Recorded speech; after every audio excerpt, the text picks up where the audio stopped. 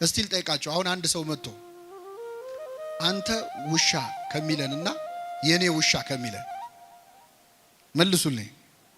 ካንተ ውሻና ከኔ ውሻ የቱ ይሻላል? አንተ ውሻ ስትባሉ ደስ ይላችኋል? የኔ ውሻ ስትባሉ ትሽኮረመማላችሁ አይደል? ትቅለሰለሳላችሁ። ግን ሁለቱም እኮ ውሻ ነው።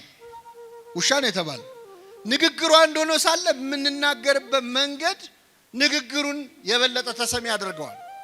ዓለም ልሞ መገሰጽ ማለት ነው። አንተ ትልቅ ሰው አይደለህ እንዴ? የተማርክ አይደለህ እንዴ? እንዴት ይሄ ይጠፋሃል ብሎ ተግሳጽ በጣም ጥሩ ነው። በህይወታችን አንዳንዴ ጭልም የሚልብን ጊዜ የለም አለ። ዙሪያው ገደል የሚሆንብን ጊዜ አለ። ሁሉም የሚጨልምብን ጊዜ አለ። ሌሊት ማለት ግራ ቀኙ የሚጠፋብህ ጭልም የሚልብህ ሰዓት ነው። ሲጨልምብህ መሄድ ያለብህ ወደ ክርስቶስ ነው። ምክንያቱም በክርስቶስ ዘንድ ጨለማ አይጨልምም። እስመ ጽልመት ይጸልም በኀቤከ። ክርስቶስ ባለበት ስፍራ ጨለማ ጨለማ አይደለም። የጽድቅ ፀሐይ ክርስቶስ ሲያበራ የትኛውም ጨለማ ውስጥ ብትሆን ያበራል። ሲኦል ውስጥ ብትሆን ክርስቶስ እስካለ ብርሃን ነው የሚሆነው። በሃይማኖታችሁ አትፈሩ፣ በማተባችሁ አትፈሩ። የምትሰሩበት ቦታ፣ የምትማሩበት ቦታ፣ የምትነግዱበት ቦታ ክርስትናችሁ እንዲታይ የማትፈልጉ ከሆነ ኒቆዲሞስ መጀመሪያ የነበረበት ችግር አለባችሁ ማለት የመጀመሪያው ስቴጅ ላይ ነው ያላችሁት ማለት። ፈራ ተባለ፣ ደፍሮ እኔ እንዲህ ነኝ ማለት አቃተው። ብዙዎቻችን እንደዚህ ነን እኮ። ነጠላቸውን ጥፍጥፍ አድርገው እኮ ከቢሮ ሲወጡ ቤተክርስቲያን ነው የሚሄደው ለማለት የሚፈሩ ሴቶች አሉ። ቤተክርስቲያን ለመሳለም ጓደኞቹ ፊት የሚያፍር እኮ ጎረምሳል። ክርስቶስ በእኛ ሳያፍር አሁን እኛ በሱ ልናፍር ነው? እንዳናፍር በእውነት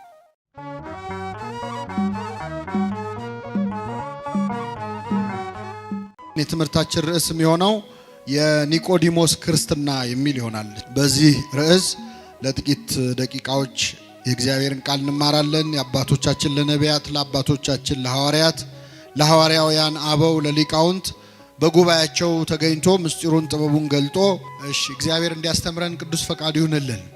የትምህርታችን ርዕስ ምንድነው? የኒቆዲሞስ ክርስትና በሚል ርዕስ እንማራለን። በዮሐንስ ወንጌል ምዕራፍ 3 ከቁጥር 1 ላይ ያለው የወንጌል ክፍል እንዲህ ብሎ ይጀምራል። ከፈሪሳውያን ወገን የአይሁድ አለቃ የሆነ ኒቆዲሞስ የሚባል አንድ ሰው ነበረ። እርሱም በሌሊት ወደ ኢየሱስ መጥቶ መምህር ሆይ እግዚአብሔር ከእርሱ ጋር ከሆነ በቀር አንተ የምታደርጋቸውን እነዚህን ምልክቶች ሊያደርግ የሚችል የለምና መምህር ሆነህ ከእግዚአብሔር ዘንድ እንደመጣህ እናውቃለን አለው ይላል። እንግዲህ አሁን ያነበብነው የወንጌል ክፍል እዚህ ጉባኤ ላይ ያላችሁ ሁላችሁም በህይወት ዘመናችሁ ለመጀመሪያ ጊዜ የሰማችሁት ወንጌል ይሄ ነው። ለመጀመሪያ ጊዜ ከኔ ጋር ናችሁ? ለመጀመሪያ ጊዜ ወደ ቤተ ክርስቲያን የመጣችሁት መቼ ነው? ለመጀመሪያ ጊዜ ቤተ ክርስቲያን የመጣችሁት መቼ ነው? ክርስትና ስንነሳ አይደለም? ክርስትና ስንነሳ የሚነበበው የወንጌል ክፍል ይሄ ነው። እና ትዝ አይላችሁ ምንም? እንደው አሁን ስታስታውሱ በእርግጥ ጡት እየጠባችሁ የዛኔ ቢዚ ነበራችሁ። ግን ክርስትና ስንነሳ ህፃንም ሆነን ቢሆን ስጋችን ህፃን ቢሆን ነፍሳችን ህፃን አይደለችም አይደለም? ስጋ ባይሰማ ማን ይሰማል? ነፍስ ይሰማል። ይህ የወንጌል ክፍል ሁላችን ስንጠመቅ ቅድስት ቤተክርስቲያናችን አንብባ ሀብተ ክርስትናን የመንፈስ ቅዱስ ልጅነትን የሰጠችን አሁን ያነበብነውን የወንጌል ክፍል በማንበብ ነው። እና ኒቆዲሞስ በእኛ ክርስቲያናዊ ህይወት ውስጥ ከወንጌል ጋር ስንተዋወቅ መጀመሪያ የሰማነው ድምጽ ነው፣ የመጀመሪያ ስም ነው። እንግዲህ ኒቆዲሞስን የምናገኘው በዮሐንስ ወንጌል ምዕራፍ 3 ላይ ነው ለመጀመሪያ ጊዜ ስሙን የምናገኘው። ከዮሐንስ ወንጌል ውጭም ሌላ ወንጌል ላይ ስሙን አናገኘው።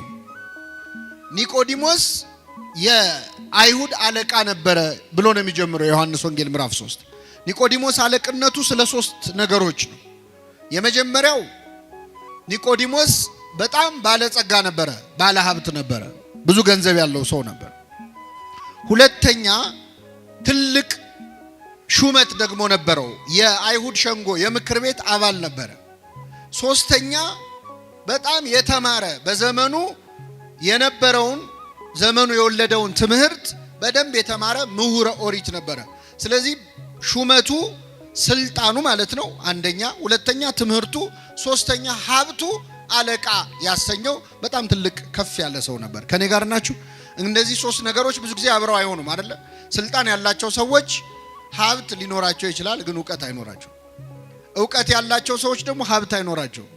አይደለም ብዙ ጊዜ አይገጥምም አብረው አይሄዱም ኒቆዲሞስ ግን ሶስቱን ነገሮች አስተባብሮ ያዘ ትልቅ ሹም ነበረ በሌሊት ወደ ኢየሱስ ሄደ ይላል በሌሊት ወደ ኢየሱስ ሄደ በጣም ይገርማል በሌሊት ወደ ኢየሱስ ሄደ የሚለው ቃል ምን ያሳየናል ይህ ሰውዬ ባለስልጣን ነው ባለስልጣኖች ሌሊት የት ነው የሚሄዱት ባለጸጋ ነው ባለጸጎች ሀብት ያላቸው ሰዎች የት ነው የሚሄዱት ሌሊት የት ነው የሚያሳልፉት ወደ ጭፈራ ቤት ነው ወደ መጠጥ ቤት ነው ወደ ስካር ነው ወደ ኃጢያት ነው የተማሩ ሰዎች እናውቃለን የሚሉ ሰዎች ሌሊቶቻቸው ወደ ክርስቶስ የሚሄዱበት አይደለም ከክርስቶስ የሚጣሉበት ነው ሌሊታቸው ኒቆዲሞስ ግን በሌሊት ወደ ኢየሱስ ሄዶ ነበር ይላል የመጀመሪያው ሰዓታት ቋሚ የመጀመሪያው ማህሌት ቋሚ ትጋሃ ሌሊት የሚያውቅ የሌሊቱን ግርማ ሌሊቱን ጸባ አጋንንቱን ድምጽ አራዊቱን ሳይፈራ በሌሊት ወደ ክርስቶስ ይገሰግስ ነበር ወደሱ መንገሰግስበትን ኃይል ያድለን አምላካችን ስለዚህ ኒቆዲሞስ በሌሊት ወደ ኢየሱስ ሄዶ ነበር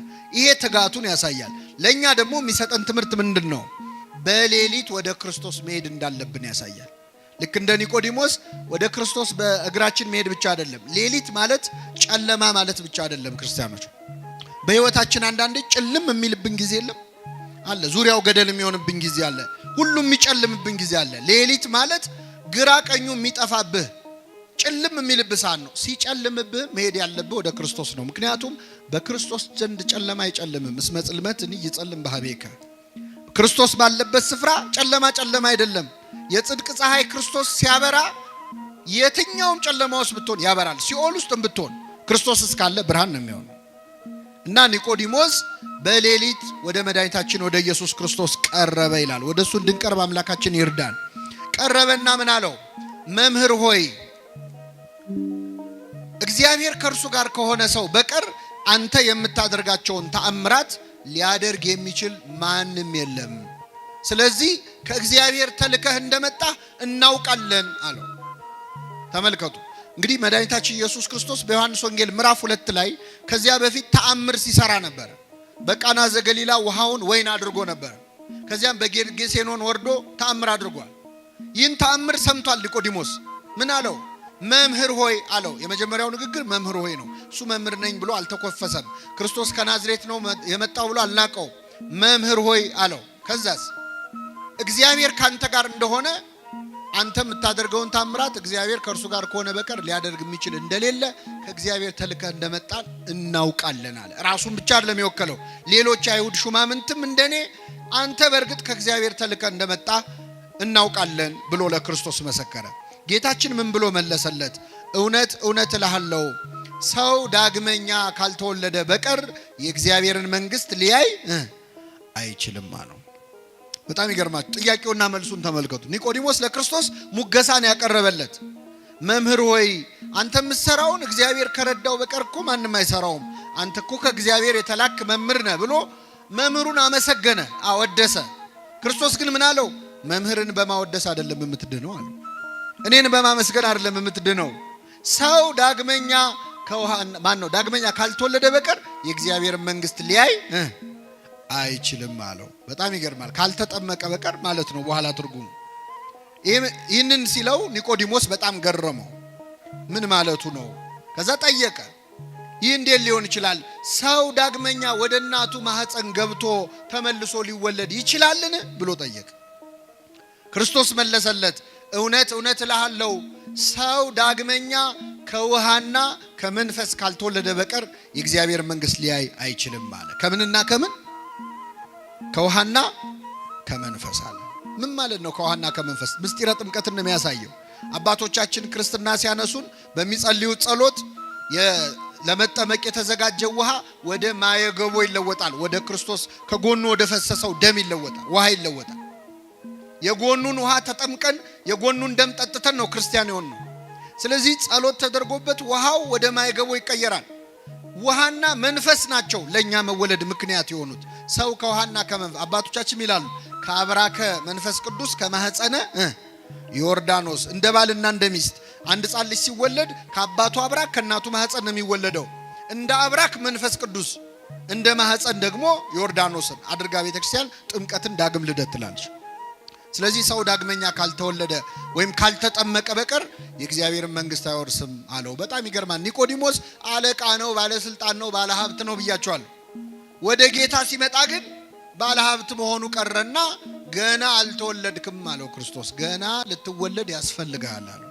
አስተነፈሰው። ወደ ጌታ የሚመጡ ሰዎች ተኮፍሰው መጥተው ተንፍሰው ነው የሚሄዱት። ደረጃቸውን አውቀው ነው የሚሄዱት። ባለስልጣን ነኝ፣ ምሁር ነኝ፣ ባለገንዘብ ነኝ ብትል ክርስቶስ ፊት ግን ስትመጣ ምንም ነህ። በዚያ ላይ ኒቆዲሞስ በሌሊት የመጣው ዝም ብሎ ለመማር ብቻ አይደለም። በዚያን ጊዜ ከክርስቶስ ተማሪ ሆኖ የታየ ሰው ህይወቱ ላይ አደጋ ይጣልበት ነበር። በተለይ የሸንጎ አባል ከሆነ፣ የምክር ቤት አባል ከሆነ ከምክር ቤት ሊባረር ይችላል። ስለዚህ ሌሊት ያስመጣው የመጀመሪያው ምክንያት ፈርቶ ነው። የክርስቶስ ተማሪ ሆኖ መታየት አልፈለገም ነበር። ተመልከቱ፣ ይፈራ ነበር። ሁለተኛ ገና እስካሁን አልተማረም እንዴ? ከጌታ እግር ስር ቁጭ ብሎ ይማራል። ከ30 ዓመት ጎልማሳ ከክርስቶስ እንዴት ይማራል? ስንት ነገር ያውቃል ብለን ስንገምት ብለው እንዳይንቁት ተከብሮ ያደርጋል ደንቆሮ ይላሉ አባቶቻችን። ሰው ሲከበር እኮ ይደነቁራል፣ ትምህርት መማር አያምረው። በዚህ ምክንያት ኒቆዲሞስ በሌሊት መጣ እና ሰው ዳግመኛ ከውሃና ከመንፈስ ካልተወለደ በቀር የእግዚአብሔር መንግስት ሊያይ አይችልም።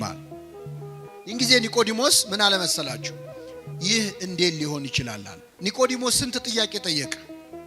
2 ጥያቄ ጠየቀ። መጀመሪያ እንዴት ሰው ወደ እናቱ ማህፀን ሊመለስ ይችላል አለ። ለሱ መለሰለት። እኔ ወደ እናት ማህፀን ተመለስ አላልኩም፣ ከውሃና ከመንፈስ ነው የምትወለደው አለ። ሁለተኛ ጥያቄ ጠየቀ። ምንድነው ጥያቄው? ይህ እንዴት ሊሆን ይችላል አለ። የመጀመሪያው ጥያቄ መረጃ ከማጣት ዕውቀት ከማጣት የተጠየቀ ጥያቄ ነው። ክርስቶስ መለሰለት።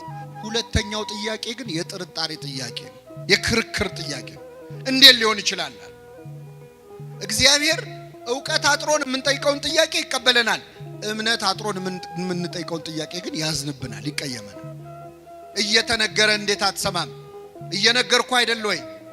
ለዚህ ነው እኮ እመቤታችንን ስናመሰግናት እንደ ዘካርያስ ሳትጠራጠሪ፣ እንደ ኒቆዲሞስ ሳትከራከሪ ያመንሽ ብፅዕት ነሽ እንላለን።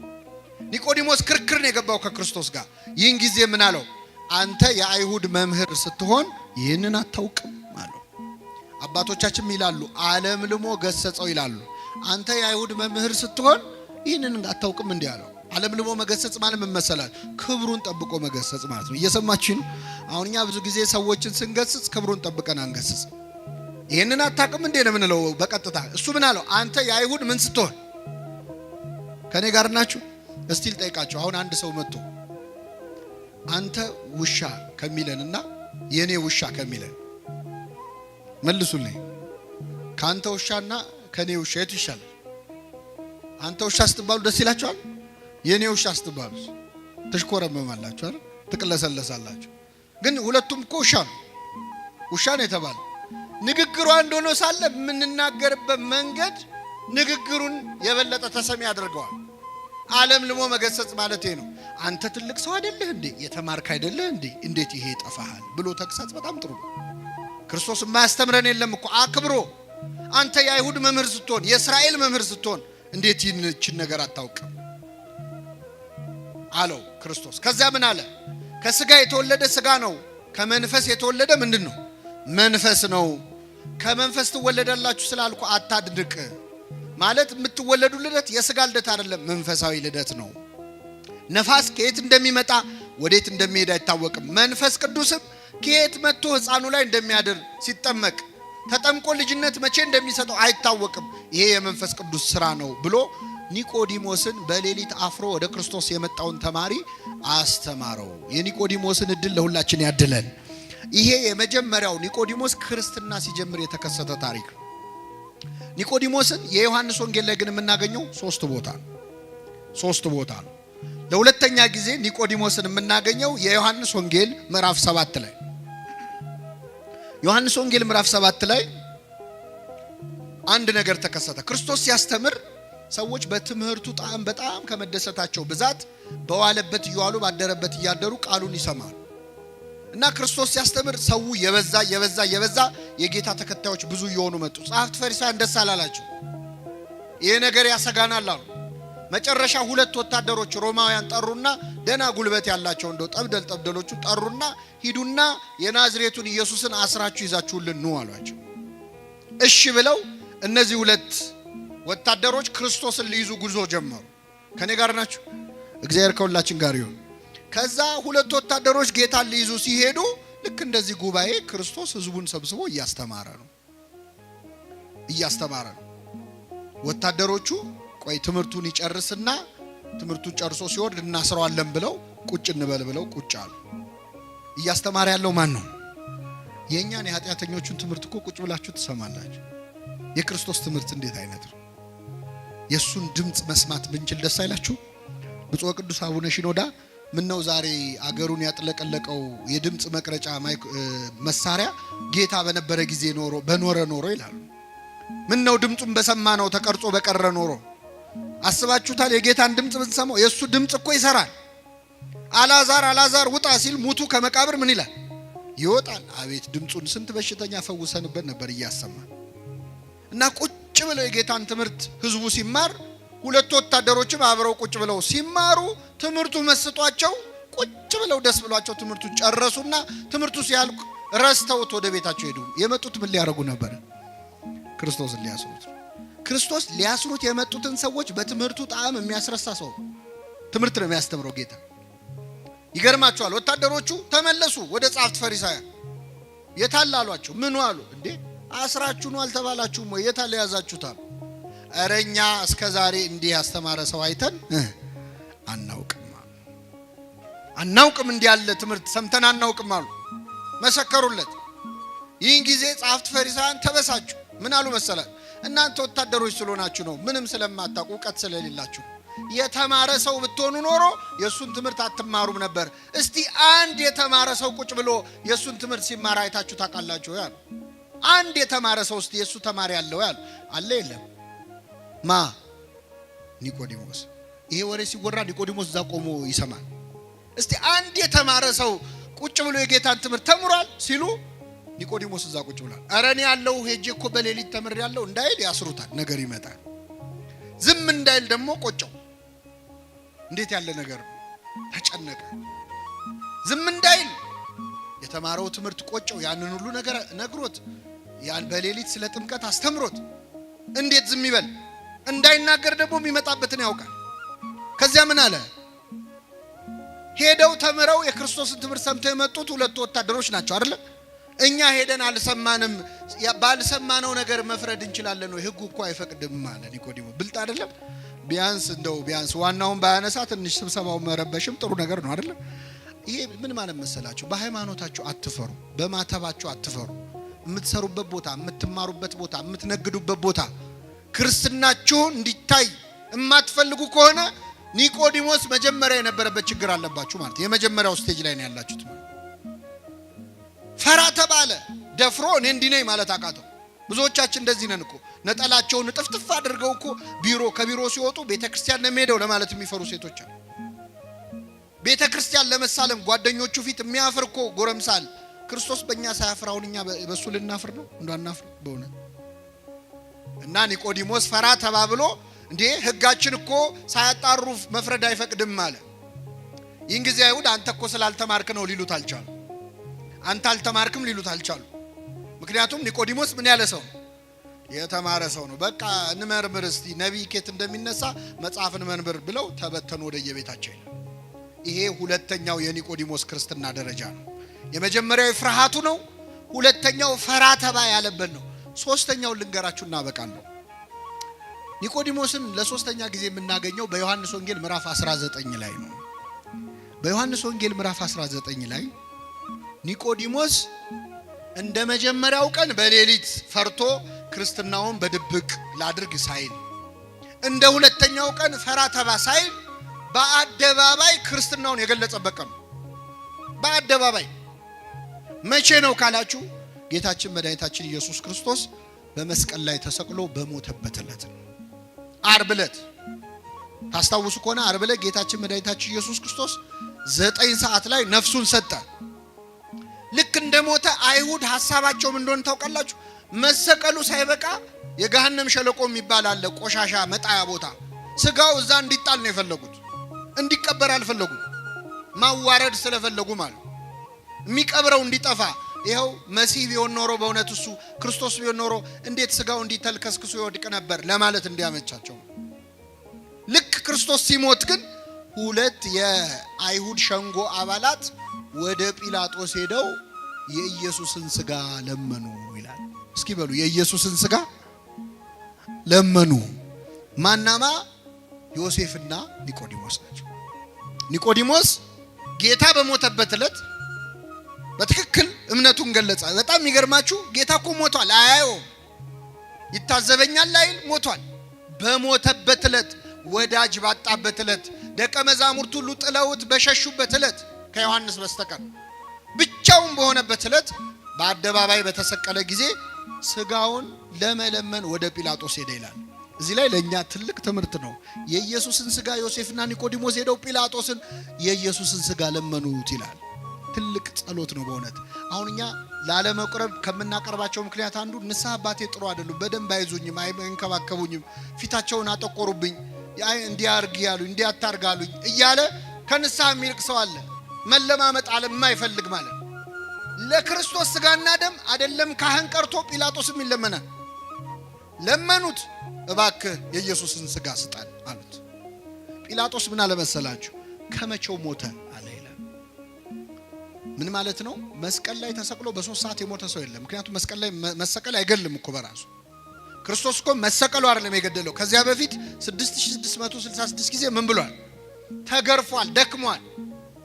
ስለዚህ መስቀል ላይ በቀረችው ሰዓት ስቃይ የተቀበለባት ሰዓት ነች፣ ፍቅሩን የገለጸ። የሚገርማችሁ ስለኛ ያን ሁሉ ስቃይ ተቀብሎ ሲቸነክሩት እንኳን አምጥተው ጠጅ ያጠጣሉ ሮማውያን። የሚቸነክሩት ሰው ትንሽ እንደው ቁስሉ እንዳይሰማው ጠጅ አጠጥተው ትንሽ ሰክሮ ደንዝዞ ህመሙ ሳይሰማው እንዲያልፍ ማለት። ክርስቶስ ግን ጠጅ ሲያመጡለት ተፋው ነው የሚለው። ስለኛ የሚቀበለውን መከራ በምንም መቀነስ አልፈለገም። ሁሉን ህመም ታሟል፣ ከራስ ፀጉሩ እስከ እግር ጥፍሩ ድረስ። ስለ መተላለፋችን ቆሰለ፣ ስለ በደላችን ታመመ። በእርሱ ቁስል እኛ ቁስል አሁን እንዴት ይፈውሳል? ቁስል እኮ ሲነካ ይጋባባል። የክርስቶስ ቁስል ግን የሚፈውስ ቁስል ነው፣ የሚፈውስ ህመም ነው፣ ታሞ ማዳን የሚችል ቁስል ነው። እና ዮሴፍና ኒቆዲሞስ ቀርበው ጲላጦስን ስጠን አሉት። ጲላጦስ ደብዳቤ ጽፎ ውሰዱ እሺ ያላቸው። ዮሴፍና ኒቆዲሞስ ክርስቶስን ከመስቀል አወረዱት። አይሁድ እየገላመጧቸው፣ ጸሐፍት ፈሪሳውያን እያዩአቸው ስልጣናችን ገደል ይግባ ብለው ማለት ነው። ኒቆዲሞስ ፈራ ተባ ማለቱን አቆመ። ክርስትናውን በአደባባይ ገለጸ። ሄዶ ከመስቀል ላይ ክርስቶስን አወረደው። አስተኝተው በግራውና በቀኙ ቆመው እያለቀሱ ገነዙት። ደከምከኑ መጽኔሆሙ ለድኩማን፣ ደካሞችን የምታጸናቸው ሆይ ደከምክን? ሞትከኑ መንሥኤሆሙ ለሙታን፣ ሙታን የምታስነሳ ሆይ አንተ ሞትክን? እያሉ እያለቀሱ መገነዝ ጀመሩ። ይህን ጊዜ መላእክቱን ልኮ ነገራቸው። እንዴት እንደ ሩቅ ብእሲ እንደ ፍጡር እያለቀሳችሁ ትገንዙኛላችሁ? እያመሰገናችሁ ነው እንጂ ብሎ በመላእክቱ አስነገራቸው። ይህን ጊዜ ቅዱስ እግዚአብሔር ቅዱስ ኃያል ቅዱስ ሕያው ዘይመውት፣ ቅዱስ እግዚአብሔር ቅዱስ ኃያል ቅዱስ ሕያው የማይሞት እያሉ እየተንቀጠቀጡ ገነዙት። ክርስቶስን መገነዝ እንዴት አይነት ክብር ነው! ቅዱስ ኤፍሬም ሶርያዊ ዮሴፍና ኒቆዲሞስን ይጠይቃቸዋል። እንዴት ችላችሁ ገነዛችሁት? እንዴት አስቻላችሁ? አይንን የሚያበራውን አምላክ አይኑን እንዴት ከደናችሁት? ሽባ የሚፈውሰውን አምላክ እጆቹን እግሮቹን እንዴት አሰራችሁ? የታሰረውን የሚፈታውን ጌታ እንዴት አድርጋችሁ ፈታችሁት አሰራችሁት ይላል። እና ዮሴፍና ኒቆዲሞስ በክብር ገነዙት። ቤተክርስቲያናችን የዮሴፍና ኒቆዲሞስን ክብር በደንብ ተረድታለች። አሁን ቤተክርስቲያን ስትሳለሙ መጀመሪያ ወድቃችሁ መሬቱን ትስማላችሁ አይደል? ከዛ ግራውንና ቀኙን። መሬቱን ስንስም መቃብሩን ነው እየተሳለምን ያለን። ግራና ቀኙን ስንስም ዮሴፍና ኒቆዲሞስን ነው የምናስታውሰው። አባቶቻችን ቅዳሴ ላይ ሲቀድሱ ንፍቁ ካህንና ሰራዩ ካህን ጸሎት ሲያደርጉ ምንድነው የሚለው? ሰራዩ ካህን ዋናው ካህን ምንድነው የሚለው? ጌታ ሆይ እኔንና ይህን አብሮኝ የሚቀድሰውን ካህን ስጋህን እንደገነዙ እንደ ዮሴፍና እንደ ኒቆዲሞስ አድርገን ይላል። የሕማማት ቀን ደግሞ ብትገቡ ቤተ መቅደስ ታያላችሁ ተአምር። የክርስቶስን ልክ እንደተገነዘ ሆኖ ሁለት ካህናት ይዘው 41 ጊዜ እየተዞረ እግዚኦታ እየተባለ እነሱ የተሰማቸው እንዲሰማን የሚያደርግ ጸሎት አለ። የትንሣኤ ሰሞን ደግሞ ገና ቅዳሴ ስንጀምር ሃሌሉያ ዮሴፍ ወኒቆዲሞስ ገነዝዎ ለኢየሱስ ዮሴፍና ኒቆዲሞስ ኢየሱስን ምን አሉት? ገነዙት እያልን ነው ቅዳሴ የምንጀምረው። ራሱ ክርስቶስን መገነዝ እንዴት ያለ ክብር ነው! ክርስቶስን መገነዝ ትፈልጋላችሁ ይላል ቅዱስ ኤፍሬም ሶርያዊ። ኤፍሬም ሶርያዊ ይገርማችኋል መገነዝ ይፈልግ ነበር እና ምን ያደርጋል መሰላችሁ? በጠዋት ይነሳና በማታ ይወጣና ሌሊቱን ሙሉ ጎዳና ተዳዳሪዎች ነዳያንን በተኙበት ይፈልጋል። ከመሃላቸው የሞተ ካገኘ ደስ ይለዋል፣ ይገንዘዋል። ሲመለስ ፊቱ በርቶ ይመለሳል። ምን አግኝተን የተደሰትከው ሲሉት ክርስቶስን አግኝቼ ገነዝኩት ይላል። ደሃን ማብላት ክርስቶስን ማብላት ከሆነ ደሃን መገነዝ ማን መገነዝ ነው? ክርስቶስን መገነዝ ነው። ስለዚህ ኒቆዲሞስ በቤተክርስቲያናችን እጅግ ትልቅ ክብር ያለው ቅዱስ ነው። ቀስ እያለ በፍርሃት የጀመረ ክርስትና ከዛ ፈራ ተባ ወደ ማለት ከዚያ ደግሞ በአደባባይ ስለ ክርስቶስ ወደ መመስከር ሰማዕትነት እኮ ነው። ሰማዕትነት ከዚህ በላይ ምን ሰማዕትነት አለ? እና ክርስትናችን የምንሞትለት መከራ የምንቀበልለት ልታምኑ ብቻ አይደለም የተጠራችሁት። እንደነ ቅዱስ አግናጢዮስ ልታምኑ ብቻ ሳይሆን መከራን ምን ልትሉ ልትቀበሉ ነው። ክርስቶስ ይቺ ጽዋ ከኔ ትለፍ ብሎ ለሁላችን ያስተላለፈው መከራውን ነው። ከኔ ትተላለፍ፣ ከኔ ወደ ቀጣዩ ትውልድ ትሂድ ብሏል። ስለዚህ ክርስቶስን የጠሉ ሁሉ ክርስቲያኖችን ይጠላሉ። በዓለም ሳላችሁ መከራ አለባችሁ፣ እውነት እላችኋለሁ እኔ ዓለምን አሸንፌዋለሁ ብሏልና ኒቆዲሞስ በዛሬው ዕለት የምናስበው ታላቅ ቅዱስ ነው። በረከቱን ያሳድርብን፣ የሰማነውን በልቡናችን ያሳድርብን።